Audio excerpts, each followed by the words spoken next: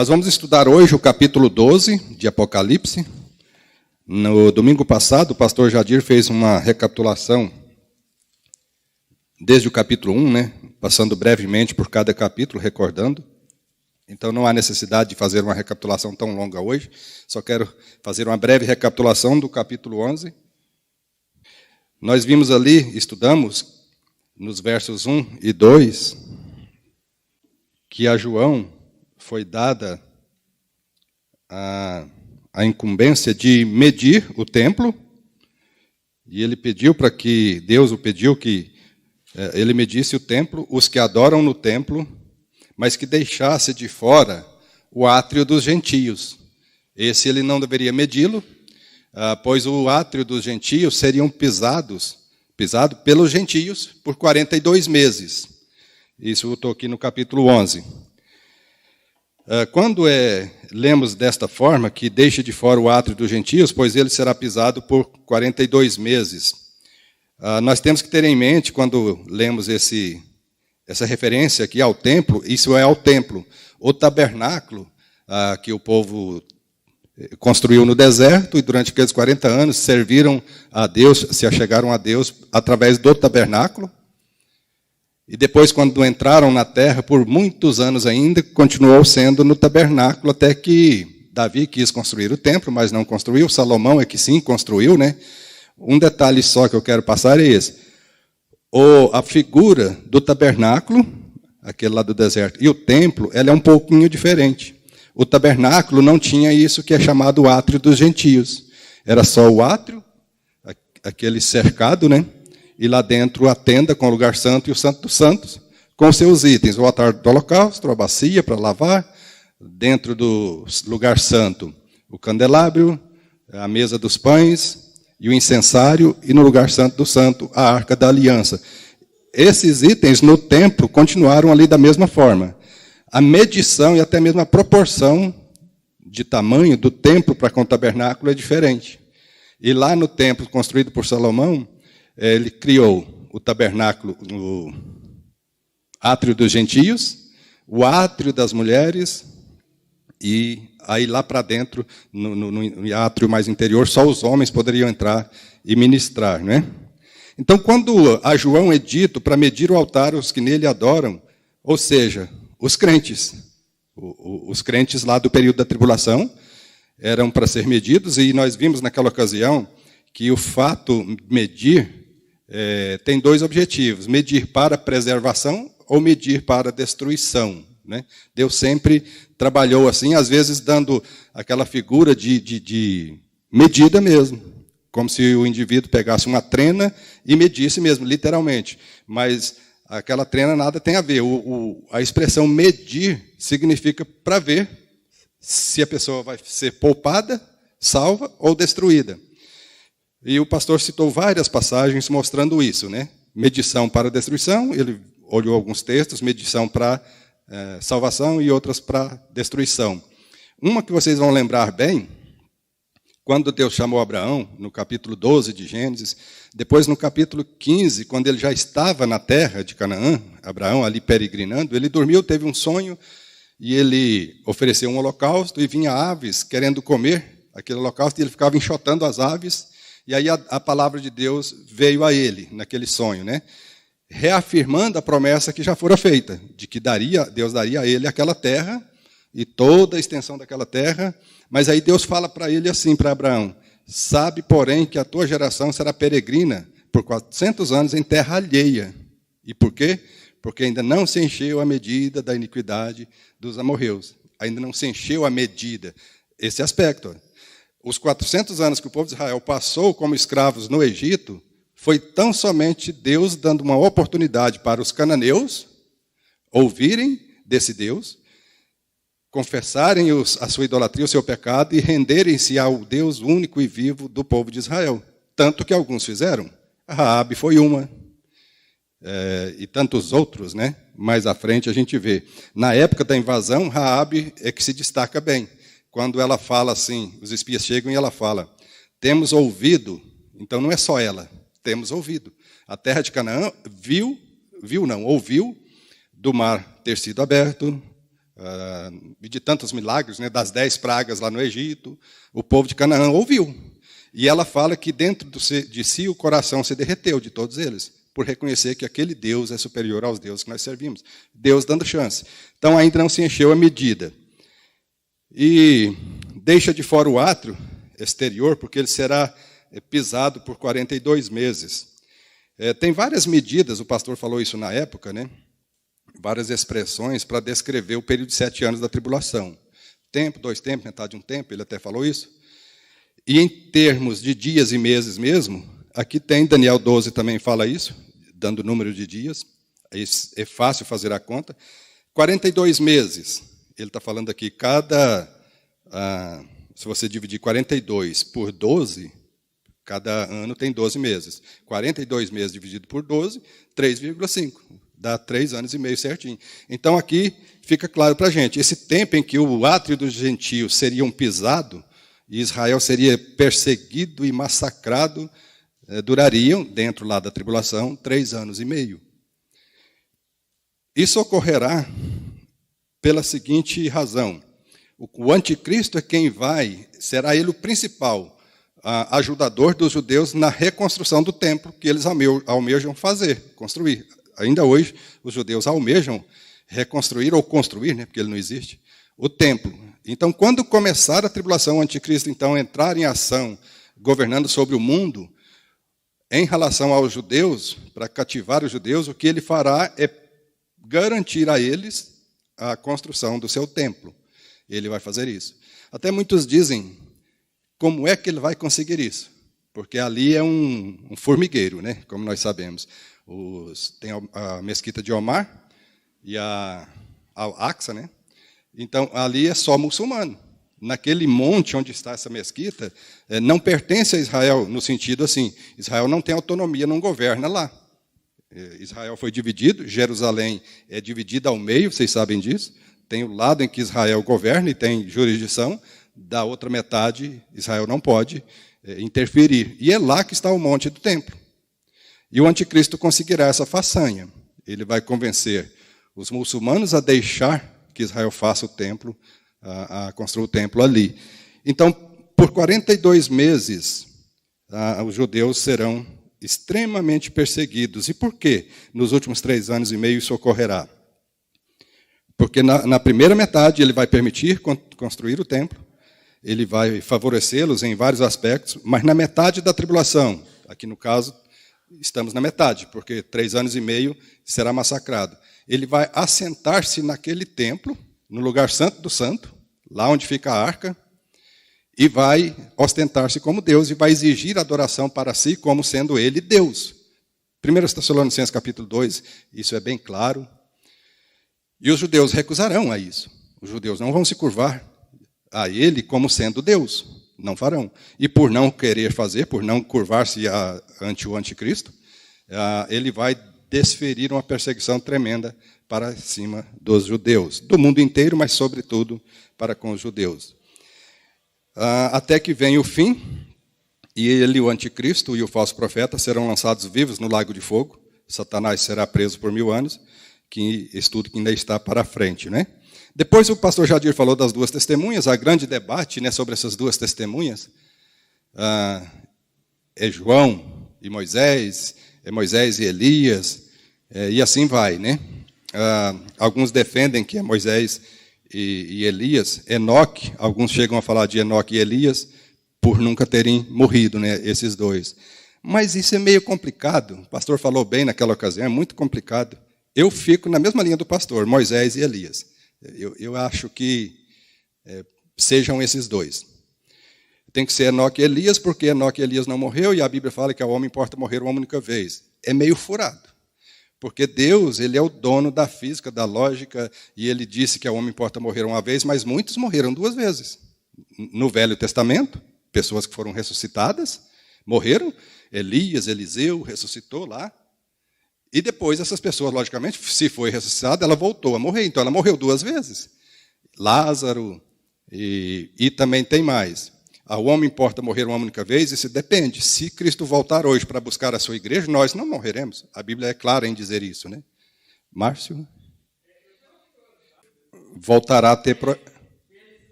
Israel, na tribulação, não só nos 3 anos e meio, mas em todos os 7 anos, Márcio, e todos que estão aqui, que estão ouvindo, né? Israel voltará a ter aquela proeminência que ele teve no Velho Testamento. Porque Deus prometeu a Israel abençoá-lo, fazer deles uma grande nação, plantá-los na terra. E quando Cristo veio, ele veio para executar isso. Para estabelecer o seu reino, reinar sobre Israel. Só que ao invés de subir num trono, Jesus, ele subiu, foi numa cruz. Por causa de ter sido rejeitado pelos judeus como seu rei. Até zombaram, né? Não temos outro rei senão César, né? Então, a história, pense, visualize aí na sua mente, tenta mentalizar uma linha do tempo. Deus vem trabalhando com Israel, lá no Velho Testamento. Tão somente com Israel Deus trabalhava. Estão acompanhando o raciocínio? Deus trabalhava com Israel. Ele tensionava, ele tinha plano de alcançar os gentios, e alcançou muitos gentios. A gente acabou de falar de Raabe, que creu, e tantos, Ruth, que inclusive é uma das progenitoras de Jesus, né? Então Deus vinha trabalhando com os judeus tão somente. Quando Deus chamou Abraão, o propósito de Deus era se revelar de uma forma intensa ao povo de Israel, para que esse Israel, conhecendo Deus de forma intensa e clara, transmitisse esse Deus para os gentios. E assim os gentios fossem salvos. Porque sempre foi plano de Deus, vários profetas deixam isso bem claro, que a salvação não é só para os judeus. Ele chega a falar dos gentios que viviam em treva, manifestou a eles grande luz, seria pela pregação, pelo testemunho de Israel. Quando Cristo veio, Israel rejeitou. Porém, Deus tem uma promessa, ele fez uma promessa que jamais abandonaria o seu povo, Israel. Mas Israel rejeitou. E no lugar da nação de Israel, Deus chamou um novo povo, porque o plano de Deus de fazer o evangelho, a salvação dele conhecida aos confins da terra, por causa da rejeição de Israel, não foi frustrado. Os planos de Deus não foram frustrados. Porque vem, Israel rejeitou, e agora? O que é que eu faço? Deus pensando. Não, ele levantou um novo povo, a igreja, que é composta tanto de gentio, quando crê, né, como de judeu. Então, a igreja é distinta, como Israel era distinto. A igreja será arrebatada, nós temos estudado isso, mais à frente aqui o pastor Jadir vai trabalhar mais isso, com detalhes. A igreja será arrebatada, tem início a tribulação. Aí é como se aquela linha do tempo vem, Israel rejeitou, foi deixado de lado, capítulo 11 de Romanos, é porque a mente da gente sou fraco humano e esqueço demais, né? O pastor Jadir deu Romanos, e ele deu bastante detalhe quando ele chegou no capítulo 11. Rejeitou, porventura, o Senhor Israel, de modo que nunca mais levantasse? De modo nenhum. Israel foi rejeitado e posto de lado por Deus porque ele rejeitou a Cristo. Porém, não foi para sempre que Deus os rejeitou. Eles serão levantados de novo, usados por Deus, e ao final da tribulação, Márcio, quando os judeus que rejeitaram a Cristo lá no passado, né? Os judeus que estiverem vivendo agora naquele período da tribulação, vendo Cristo glorioso descer, esse estudo ainda está para frente, né? E não só glorioso descer, mas Cristo os livra de serem exterminados no final da tribulação. Se não fosse a intervenção de Cristo lá no final da tribulação, para aniquilar todo o anticristo, o anticristo e o falso profeta, e todo o seu exército, o mundo inteiro vai se voltar contra Israel e descer para aniquilar Israel. Cristo, então, se manifesta e impede isso, lançando o falso profeta e o anticristo no lago de fogo, aprisionando Satanás e seus demônios por 1000 anos. E Israel, ao ver isso, esse é o Messias que nós rejeitamos. Quando a gente fala que na tribulação, e o que detém a ação do anticristo é a igreja, que está aqui, o Espírito Santo, quando a igreja for arrebatada, então ele entrará em ação. Não é que na tribulação, muita cautela com o que eu vou falar. Não é que na tribulação o Espírito Santo não agirá. Ele agirá, conforme ele agia no Velho Testamento. Vocês lembram? Ele não descerá sobre aquele que creu e habitará permanentemente nele, como ele faz com a igreja hoje. No Velho Testamento, como na tribulação, no Velho Testamento, a não habitação do Espírito Santo numa pessoa não era sinônimo de que ele não era salvo. Lá no Velho Testamento. Porque lá no Velho Testamento, quem era habitado pelo Espírito Santo? Os reis consagrados a Deus. Quando esse rei pisava na bola, o Espírito até saía, lembra de Saul? Os sacerdotes, eles eram cheios do Espírito, recebiam o Espírito Santo. Rei, sacerdote, os profetas. E alguém, quando Deus queria que ele fizesse, pedia para ele fazer uma obra, alguma coisa específica. Lembra a construção do tabernáculo no deserto? Aqueles homens receberam o Espírito Santo para terem capacidade de construir. Agora, o fato do resto do povão não ter o Espírito Santo, então eles não eram salvos, só esses que receberam? Não, eles eram salvos. Mas como é que eles eram convencidos? Como é que eles sabiam e davam crédito à palavra de Deus? Aí que entra a grande responsabilidade do sacerdote, dos profetas. Porque muitas vezes, Oséias 6 ou 4, agora me falhou a memória, o meu povo está sendo destruído porque lhe falta o conhecimento. Porque tu, sacerdote, então Deus está responsabilizando o sacerdote. Tudo bem, era o Espírito Santo, através do sacerdote, trabalhando com o povo, levando o povo a crer nesta mensagem. Então era uma grande responsabilidade. Então eles não eram todos que tinham o Espírito Santo. Como a igreja hoje, todo que creu, recebe o Espírito Santo. E é uma garantia que habita nele. No Velho Testamento não era assim. Sansão foi outro exemplo e tantos mais, né? O próprio Davi, no Salmo 51, quando ele clama, não retires de mim o teu Espírito, é porque ele sabia que havia essa possibilidade, né? Então, na tribulação, será, vamos dizer assim, nestes moldes. Nós vimos, eu até ia recapitular aqui, aí eu já vou pular para o meu capítulo 12 para eu andar. Mas não tem problema, essa travada assim, não tem problema nenhum. Se a gente não romper, domingo que vem o pastor continua no capítulo 2 sem problema nenhum. A gente não pode andar, querer acelerar e terminar, deixando dúvida, né? Qual a oportunidade, como que eles terão oportunidade na tribulação? As duas testemunhas, que nós estudamos domingo passado, elas farão coisas sobrenaturais,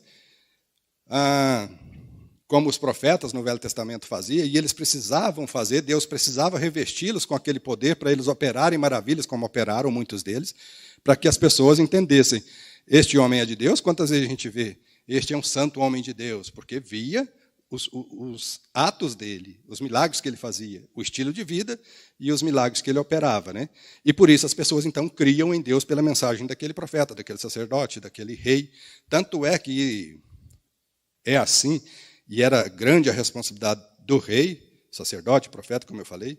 Vocês vão se lembrar quantas vezes o rei de Israel, por não seguir a Deus e andar fora dos caminhos de Deus, a nação também ia. Quando o rei era temente a Deus e ele andava nos caminhos de Deus, ele levava toda a nação a também andar nos caminhos do Senhor, mesmo que eles não tinham o Espírito Santo. O rei tinha. E ele andava em submissão a Deus, chamando o povo ao compromisso com Deus, e a nação andava. Entrava outro rei, morria aquele que não queria saber de Deus, e o povo debandava. Então era uma grande responsabilidade. Na tribulação será assim, Márcio. Os 144 mil que foram selados, estão lembrando? As 144 testemunhas, as duas testemunhas. E no capítulo 14, nós vamos estudar ainda, até anjos terão atuação no sentido de pregar o evangelho do reino naquele período da tribulação. Então, eles terão todas essas chances. Não só os judeus, eles, por terem um pano de fundo, eles associarão e crerão. Mas muitos gentios também, no período da tribulação, recusarão receber a marca da besta, ouvindo a mensagem desses profetas, desses 144 mil, das duas testemunhas, até mesmo dos anjos proclamando em grande voz o evangelho do reino. Então é nessa base aí a salvação no período da tribulação. Isso. O judeu, antes, bem lembrado, e se era esse o rumo do Márcio, vamos esclarecer então um pouco mais. Os judeus, desde a chamada de Abraão, eles foram chamados a adorar o único Deus vivo e verdadeiro. Ao longo da história para frente, depois, aliás, não precisa ser nem muito longo para frente, ainda não era nem uma nação, no sentido de ter a terra e tudo, estavam no deserto caminhando para aquela terra e já pisaram na bola com o bezerro de ouro, como nós conhecemos. E Deus exterminou uma porção de gente por causa daquilo. E depois, durante a história dos juízes, depois no período dos reis, como eu estou falando, o rei não servia ao Senhor, a nação inteira se tornava idólatra e abandonava o Senhor. Até que ocorreu o cativeiro, como o irmão Gilvan falou. Eles foram para a Babilônia, 70 anos ficaram ali. Quando retornaram, você vê isso muito claro na palavra de Deus. Eles voltaram curados dessa idolatria. Eles não mais se tornaram idólatras. Cometeram vários outros reis, casar com mulheres gentias, e Neemias arrancou o cabelo da cabeça, aquela coisa, mas idolatria, eles ficaram curados daquela idolatria. Então eles adoram um único Deus vivo e verdadeiro. Até hoje, o judeu ortodoxo, ele é monoteísta, ele não abre mão. Não tem. Aí tem a grande maioria dos judeus que são ateus. Os judeus hoje, a sua grande maioria, são ateus.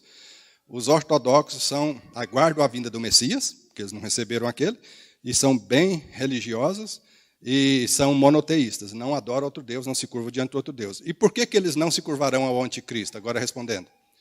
Porque ele vai se dizer Deus.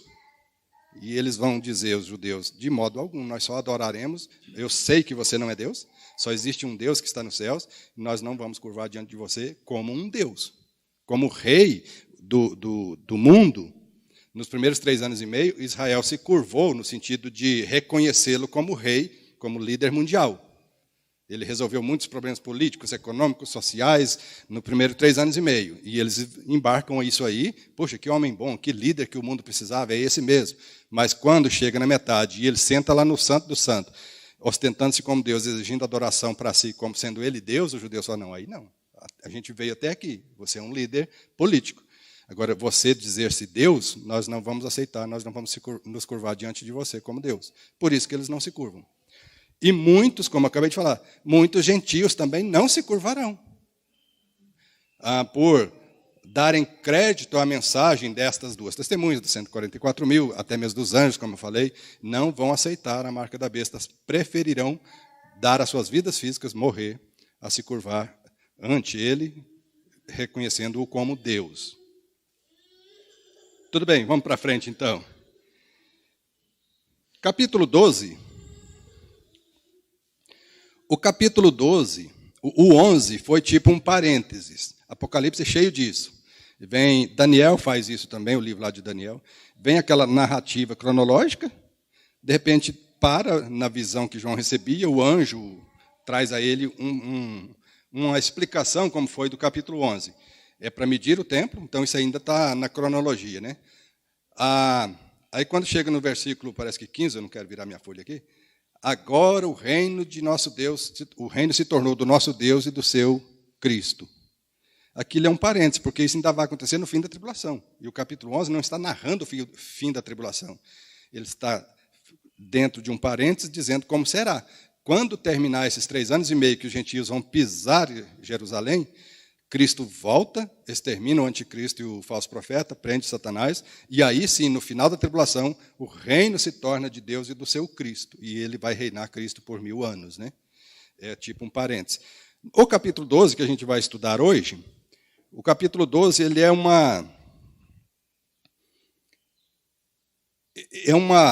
são várias histórias.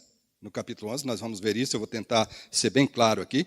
São várias histórias narradas com períodos bem distintos uma da outra. Vai da eternidade passada ao presente da tribulação, no período da tribulação. A história de Israel, um passado não tão remoto, mas a história da nação de Israel. E depois volta para frente e vai falar dos versículos 12 ao 18 da tribulação, do período da tribulação, do que estará acontecendo na tribulação. Então vamos lá, capítulo 12, versículos 1 e 2.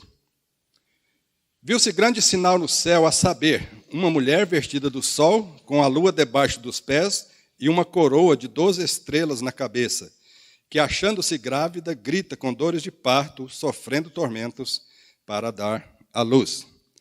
Esse grande sinal no céu, né? Então João vê aquele grande sinal, ele vê uma mulher, e de um aspecto até estranho, né? Vestida do sol, ou seja, aquela glória do sol, aquela claridade do sol, e ela está pisada em cima da lua, aquela imagem ali só para dar uma ideia para a gente, né?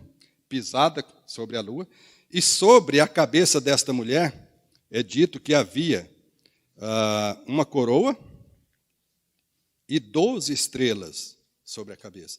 Que mulher é essa? Que explicação daríamos sobre quem é essa mulher, essas 12 estrelas, vestida do sol, fazendo menção da lua também. Para isso, a gente precisa voltar no Velho Testamento. Eu vou citar, está ali. Vocês se lembram lá no Velho Testamento a história de José, Ele ainda era um adolescente, aqui ele não tinha sido vendido ainda para o Egito, ele está com os pais, com os irmãos. José, de repente, chega lá diante dos seus irmãos num dia daqueles e diz a eles: eu tive um sonho. Ele teve 2 sonhos, na verdade, todos 2, cada um diferente um do outro, com o mesmo significado. No primeiro ele diz que eu sonhei que havia 12 feixes de trigo. A gente estava colhendo trigo e havia ali 12 feixes de trigo. E o meu feixe de trigo ficou em pé e de todos vocês, ou seja, dos meus irmãos, se curvaram a mim.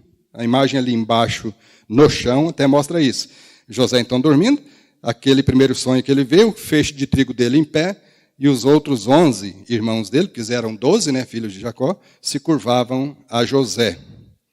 No segundo sonho, naquele mesmo capítulo 37, versículo 9, fala que ele teve ainda outro sonho, e o referiu a seus irmãos, dizendo: sonhei também que o sol, a lua e as estrelas se inclinavam para mim.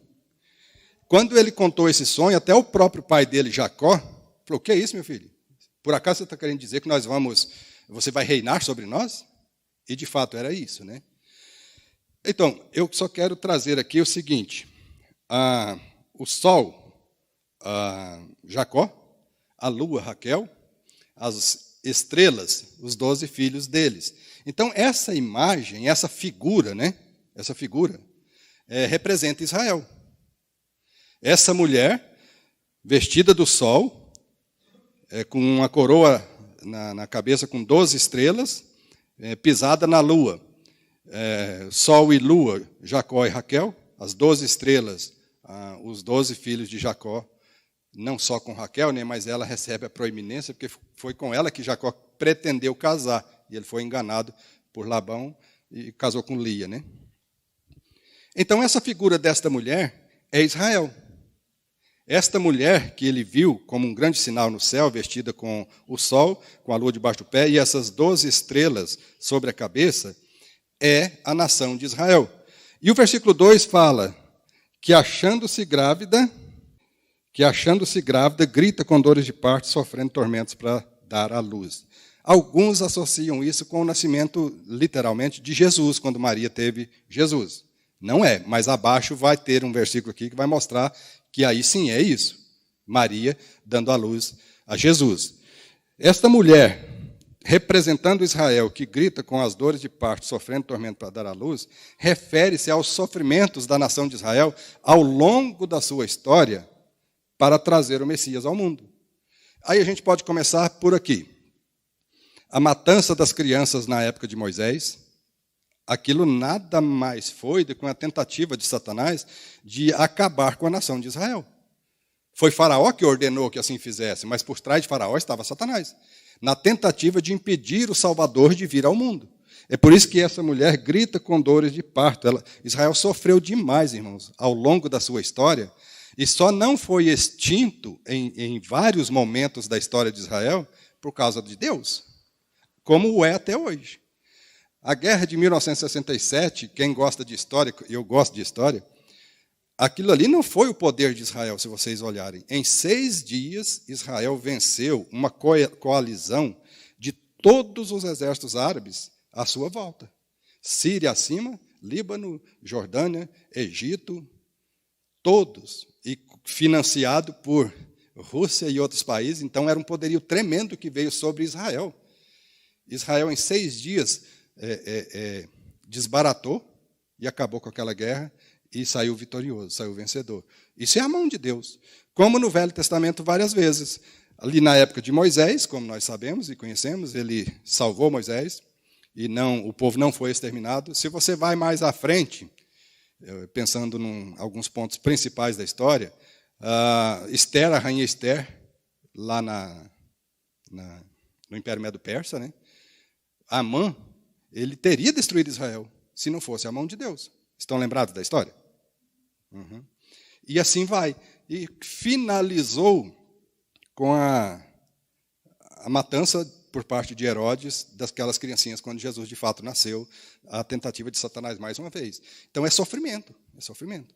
Quantas vezes Israel, até coisa mais simples, quando Israel estava subindo do Egito para ir para a terra de Canaã, quando ele pediu permissão para passar pela terra dos amalequitas, eles não permitiram, mas fizeram guerras contra Israel.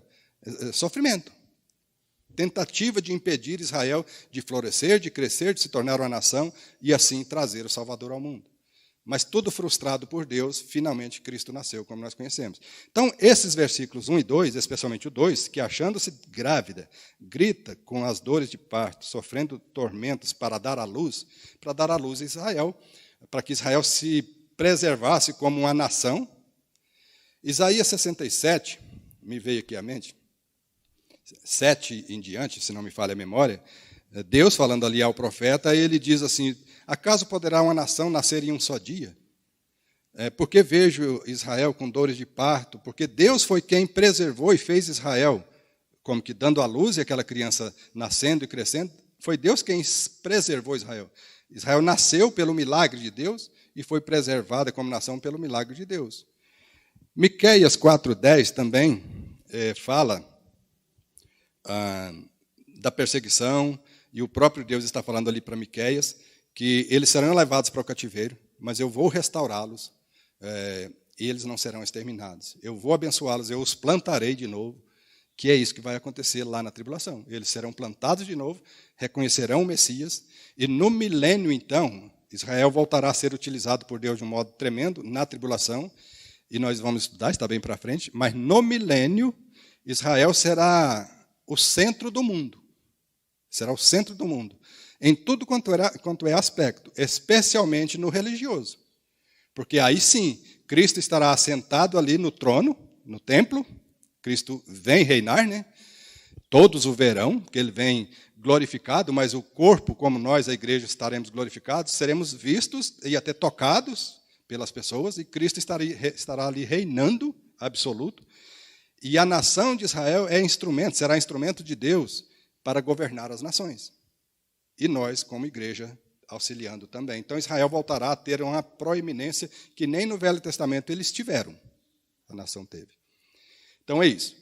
Versículos 3 e 4, ele vê outro sinal, né? Porque ele fala que viu o primeiro sinal, aquela mulher. Viu-se também outro sinal no céu. E eis um dragão grande, vermelho, com 7 cabeças, 10 chifres, e nas suas cabeças 7 diademas. A sua cauda arrasta a terça parte das estrelas do céu, as quais lançou para a terra. E o dragão se deteve em frente da mulher, que estava para dar à luz, a fim de lhe devorar o filho quando nascesse. Esse outro grande sinal descrito no versículo 3, desse dragão com 7 cabeças, e que com a sua cauda, a primeira parte do versículo 4, arrasta a terça parte das estrelas, dos anjos. Aqui é uma referência, agora veja só, os versículos 1 e 2 está no passado, contou a história da nação de Israel, a formação da nação de Israel, a preservação milagrosa desta nação, de ser exterminada. Agora o versículo 3 e 4, especialmente a primeira parte do 4, volta a um tempo remoto, no passado, antes mesmo da criação do homem e da mulher. Ele fala da queda de Lúcifer e seus demônios. É isso que está sendo descrito aqui. Satanás, Lúcifer, né, até então, depois ele se tornou o dragão, a serpente, o enganador, mas até então ele era um anjo de Deus e ele enganou a terça parte. Com a sua cauda, arrasta a terça parte. Cauda traz aquela ideia de engano. Cabeça, o capítulo 9 lá dos gafanhotos, fala que eles tinham caudas como que de escorpião, e a cabeça como cabeça de homem. Então, isso fala de intelecto, a cabeça. A cauda traz a ideia de serpente. Serpente fez o que com a Eva? Enganou. Então, Satanás enganou a terça parte dos anjos que habitavam nos céus, e ele os arrastou consigo, e foram lançados para a terra. Agora, esse para a terra aqui é maneira de dizer, porque os demônios e Satanás, eles foram lançados para os ares. Eles estão nos ares. Com acesso à terra, eles têm acesso aqui, né, à terra. Os demônios possuem as pessoas ficam possessas. Satanás também tem acesso à terra. Ele veio, perturbou Jó e o próprio Jesus, tentou Jesus no deserto. Mas eles foram expulsos e estão até o momento nos ares. Estou fazendo questão de reforçar isso, porque ainda aqui nesse estudo nós vamos ver que no meio da tribulação, Satanás e seus demônios são expulsos agora desses ares para a terra mesmo. Aqui para o planeta Terra. Mas espera aí que a gente chega lá. Então, essa descrição aqui é referente à queda de Lúcifer e os anjos que o seguiram. Lançou-os por terra. E o dragão se deteve em frente da mulher que estava para dar à luz, a fim de lhe devorar o filho quando nascesse. Agora, aqui sim, essa mulher e essa descrição aqui é o nascimento mesmo de Jesus. Quando Maria estava grávida, e ele parou na frente da mulher na tentativa de devorar-lhe o filho, que foi por mãos de Herodes, aquela tentativa de matar Jesus. Não sabendo quem era Jesus, mas ele sabia mais ou menos a idade de Jesus pela descrição que deram para Herodes, eu vou fazer o seguinte, eu mato as crianças de 2 anos para baixo, que aí Jesus entra nesse meio. Eu vou matar muitas crianças que não precisaria matar, mas aí Jesus entra nesse meio e eu extermino esse Jesus. No caso de Herodes, olhando para o lado humano e político, tão somente por uma razão, só que por trás de Herodes está Satanás, como eu falei. A tentativa de Herodes de matar Jesus era uma só.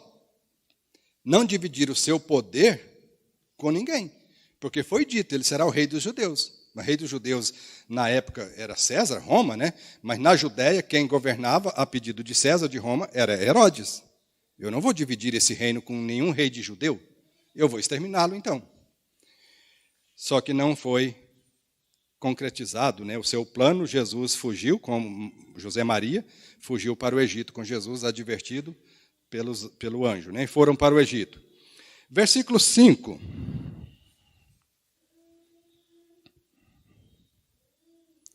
Nasceu-lhe, pois, um filho varão, que há de reger todas as nações com cetro de ferro. Então, vamos só por esta primeira parte. Nasceu-lhe, pois, um filho varão. Aqui, de fato, é o nascimento de Jesus. Maria grávida lá e ela deu à luz, por fim, Jesus, de fato, nasceu. Essa descrição, então, é sobre o nascimento mesmo de Jesus. E tem algo aqui, que há de reger todas as nações. Jesus não fez isso, naquela ocasião ali. Jesus não reinou. Como nós conhecemos a história, porque ele fora rejeitado. Ao invés de subir no trono para reinar sobre Israel e o mundo, especialmente para reinar sobre Israel, Israel rejeitou, ao invés disso, eles o levaram para uma cruz. Ao invés de subir num trono, Jesus subiu numa cruz. Então, que há está no futuro. Embora ele não reinou lá porque foi rejeitado, é certo que ele virá a reinar num futuro. Versículo, ainda o 5, né, a metade do versículo. E o seu filho foi arrebatado para Deus até o seu trono. Isso aqui fala da toda a vida de Jesus, né, o ministério dele como um todo, desde o seu nascimento, mas especificamente isso aqui fala da morte, ressurreição e ascensão de Cristo. Ele veio, a mulher finalmente deu à luz, e esse filho há de reinar, mas ele não reinou, porque fora rejeitado. E então esse filho, Jesus, foi arrebatado para Deus até ao seu trono. Jesus morreu, cumpriu o papel que ele precisava cumprir para salvar a humanidade, foi sepultado, ressurgiu, e no arrebatamento ele voltou para o Pai. É isso que esse versículo, essa parte do versículo está falando. Versículo 6. Depois que isso ocorre, agora, dentro daquela linha do tempo, o versículo 6 já está sendo arremetido para o período da tribulação. A mulher, porém, fugiu para o deserto, onde lhe havia Deus preparado um lugar para que nele a sustentem durante 1260 dias. Não foi Maria, com José junto com ela, que fugiram. Eles fugiram para o Egito quando Jesus nasceu. Isso não é deserto. Depois retornaram. Talvez tenham ficado lá quase 10 anos, porque quando Jesus voltou, foi dito, o anjo apareceu para José e Maria e falou, olha, Herodes morreu, podem voltar, e eles voltaram, como nós conhecemos a história, né? E a gente sabe que foi mais ou menos esse tempo, uns 10 anos que eles ficaram lá, que segundo o pensamento de Herodes, eu vou matar os meninos de 2 anos abaixo que eu pego Jesus. Então Jesus estava aí nessa faixa, 1 ano e meio, no máximo 2, não mais que 2. Aí o anjo aparece, adverte José e Maria, e eles fogem para o Egito para que o menino não seja morto. Depois, quando ele volta, lembra daquela história que Jesus estava no templo conversando na sinagoga, conversando com os escribas fariseus e causou grande admiração a eles, né? Os pais vieram para a festa da Páscoa, terminada a festa, foram embora e não perceberam, por causa do tanto de gente indo embora, Jesus ficou para trás, ficou no templo. E ele estava discutindo, e ali é dito que ele tinha 12 anos. Então, eles devem ter ficado mais ou menos 10 anos no Egito, que não tem nada a ver com 1.260 dias. Aqui fala que a mulher foi para o deserto e será protegida, guardada por Deus ali por 1.260 dias. Então, isso aqui diz respeito a Israel na última metade da tribulação, sendo protegida por Deus para não ser exterminada pelo anticristo, porque senão ele exterminaria. O anticristo só não acabará com Israel durante a tribulação, especialmente esses 3 anos e meio últimos, porque Deus milagrosamente a protegerá essa nação. Como que ele vai escondê-las no deserto? Deserto dá aquela ideia de ermo, né? Dá aquela ideia, não é que a nação toda vai lá para algum deserto. Fica fácil. Hoje em dia, com aviões, com radares, com satélite mostrando tudo, com Google Maps aí que mostra tudo, militarmente é muito mais preciso ainda essa busca, eles achariam. Então, não há como eu explicar, como alguém explicar, mas como que Deus vai escondê-lo dos olhos do anticristo? Ele fará isso. De repente, não é nem esconder no sentido de se tornar invisíveis ao anticristo, mas o anticristo não conseguirá o intento dele. Deus segurará, não permitirá. Então, a gente sabe que isso aqui é referente aos 3 anos e meio finais por causa disso. 1.260 dias. Se você pega esses 1.260 dias, divide por 30, cada mês tem 30 dias, você vai chegar àquela conta, 42 meses. Aí, se você pegar esses 42 meses, dividir por 12 meses, né, que cada ano tem, 3 anos e meio.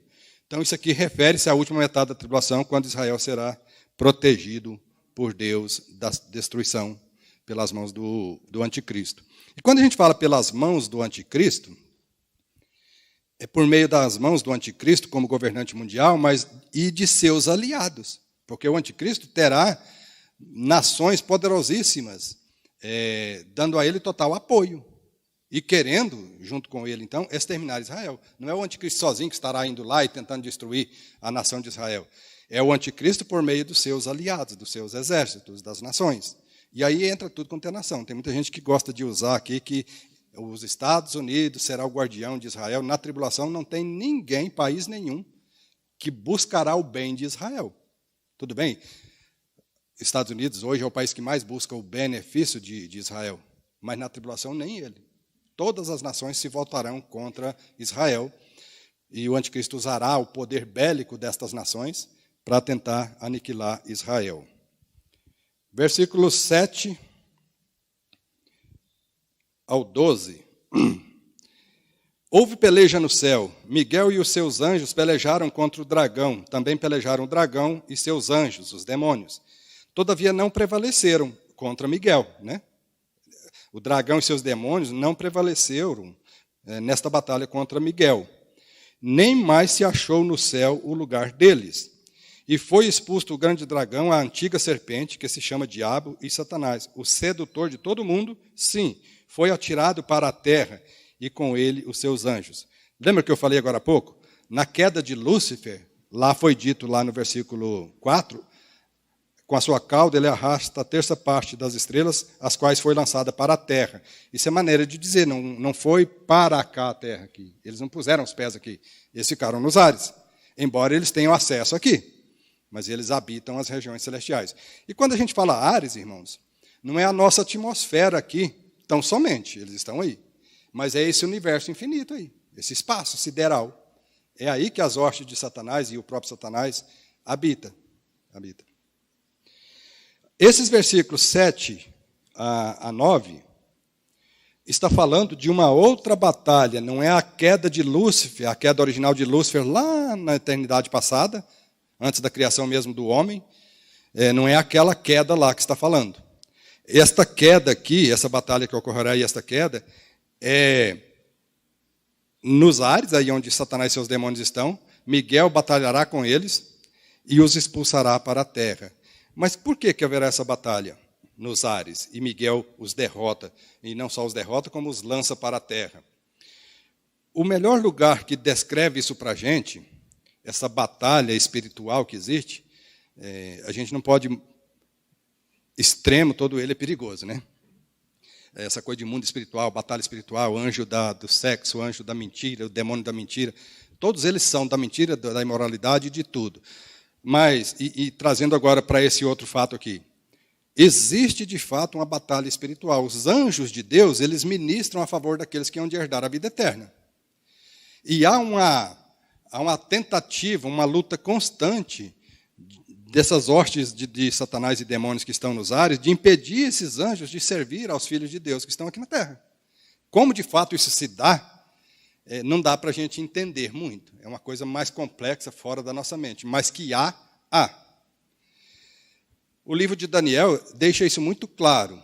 Lembra quando Daniel estava orando, e clamando a Deus por ele e por seu povo? Aí é respondido, o anjo finalmente chega a Daniel e responde assim para Daniel: desde o começo, quando você se colocou a orar, eu me prontifiquei, Deus pediu, vai lá, anjo. E é o Gabriel mesmo. Vai lá e dá explicação para Daniel, fortalece Daniel, ajuda Daniel nessa aflição que ele está passando. E esse anjo, então, diz para Daniel: desde o começo da sua oração, eu fui enviado, mas fui impedido. Ele pelejou contra o príncipe da Pérsia, ele fala lá, aqueles são hostes de demônios. Não é ele faz alusão ao rei físico da Pérsia, mas ele está falando algo muito acima daquilo. Ele está falando dessa batalha espiritual que há. Então, há, de fato, uma batalha espiritual, na tentativa de impedir os anjos de Deus de ministrar ao nosso favor. E, nesse ponto, na metade lá da tribulação, esta interferência terá fim. Por causa desta batalha, e Miguel com seus anjos vence Satanás com os seus demônios e os lança para a terra. Então, eles não estão mais nos ares, eles não voltarão para os ares. Não voltarão. Nos últimos 3 anos e meio, Satanás e seus demônios ficaram confinados na terra, sem a liberdade ou a capacidade de voltar para os ares e ficar atuando para lá e impedindo que orações cheguem até Deus. Acabou isso aí. O sedutor de todo mundo, sim, foi atirado para a terra e com ele os seus anjos. Então, versículo 10. Ouvi grande voz no céu proclamando: agora veio a salvação, o poder, o reino do nosso Deus e a autoridade do seu Cristo, pois foi expulso o acusador de nossos irmãos, o mesmo que os acusa de dia e de noite diante do nosso Deus. Tem muita gente que, mas eu não acredito numa coisa dessa. Como é que isso pode? Deus permite que Satanás vá à presença dele, hoje ainda, inclusive, nos nossos dias? Permite. Lembra da história de Jó? É o mais clássico para entendermos isto, né? Satanás chegou na presença de Deus, embora que não foi no céu, Deus veio até Satanás, perguntou, ele disse que estava rodeando a terra. Então, eles têm diálogo. Satanás vai até Deus. E nesse versículo aqui fica muito claro a razão dele ir até a presença de Deus, para acusar os nossos irmãos, os filhos de Deus, aqueles que creram um dia em Cristo como Salvador. Embora ele não os vença nesse sentido, embora ele não seja capaz de tirar a salvação desta pessoa, mas ele os acusa diante de Deus dioturnamente. Ele chega na presença de Deus, eu vou aqui parafrasear, criar uma situação só para vocês entenderem. Ele chega lá na presença de Deus e fala: olha lá, você está falando que Samuel é seu filho, ele creu em Jesus, olha lá que pecado que ele acabou de cometer. Ele tenta me acusar desta forma, e a você e a cada um de nós. Pensando que Deus então vai dizer, então não tem jeito. Aí é que entra, por falta de conhecimento hermenêutico e bíblico mais consistente, de crer-se em perda de salvação. Porque quando ele acusa Jesus, aqui nesse versículo não está claro isso, né? Mas Deus, ele está me acusando diante de Deus. E Deus então vira para ele, o pecado é fato. Quando Satanás falou, olha lá o pecado que Samuel acabou de cometer. Aí Deus vira para ele e fala, mas o sangue do meu filho, ele creu em Jesus como Salvador, o sangue do meu filho cobriu a ele deste pecado aí também. Não só de pecados do passado, mas esse pecado aí também. E desmascara ele, e ele não tem oportunidade de obter êxito diante de Deus em relação a mim. E na metade, então, da tribulação, ele perderá esta capacidade, esta condição, ou será cortado, vedado dele, essa oportunidade de ficar indo à presença de Deus. Ele foi lançado para a terra. Versículo 11. Olha só que bonito, gente, esse versículo. Ele os acusa de dia e de noite diante do nosso Deus. Eles, pois, o venceram por causa do sangue do Cordeiro. Eles quem? Esses a quem Satanás fica acusando. Satanás chega lá, o Samuel diz que está assim. E mesmo os crentes lá da tribulação, aqueles que não aceitaram a marca da besta, aqui é mais especificamente um retrato daquele período, da tribulação. Ele estará indo na presença de Deus, Satanás. Olha lá, você disse que sei lá quem, né, que estará vivendo lá naquele período, não aceitou a marca da besta, preferiu morrer a aceitar a marca da besta. Você disse que ele é seu filho, olha lá o que ele está fazendo. Mas aí é dito aqui que eles, mas de um modo geral, todos os crentes de todas as épocas venceram a Satanás, não por força própria, não por legalismo, mas por causa do sangue do Cordeiro e por causa da palavra do testemunho que deram. E mesmo em face da morte, não amaram a própria vida. Aqui especificamente falando dos crentes do período da tribulação.